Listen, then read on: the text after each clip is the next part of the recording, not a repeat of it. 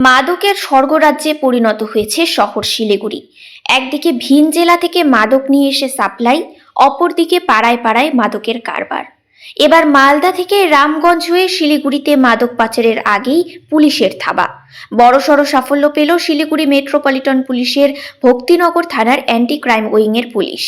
গোপন সূত্রে পাওয়া খবরের ভিত্তিতে বিশেষ অভিযান চালিয়ে স্পেশাল অপারেশন গ্রুপ এসওজি ও ভক্তিনগর থানার অ্যান্টি ক্রাইম উইংয়ের পুলিশ 3 জনকে গ্রেপ্তার করে। প্রায় 500 গ্রাম ব্রাউন সুগার এবং নগদ 19,000 টাকা ও একটি বাইক আটক করেছে। ভক্তিনগর থানার পুলিশ সূত্রে জানা গিয়েছে, বৃহস্পতিবার সন্ধ্যায় শিলিগুড়ির ইন্দিরা গান্ধী ময়দানের ঠিক পাশ থেকে 3 অভিযুক্তকে হাতে নাতে ধরা হয়। ধৃতদের মধ্যে একজন মালদার বাসিন্দা, তার নাম জাহিদুল্লাহ মোমিন। অপর ধৃতের নাম ইফতারুল, সে রামগঞ্জের বাসিন্দা, এবং তৃতীয় অভিযুক্তের নাম রামকুমার মণ্ডল, সে শিলিগুড়ির ভানুনগরের বাসিন্দা।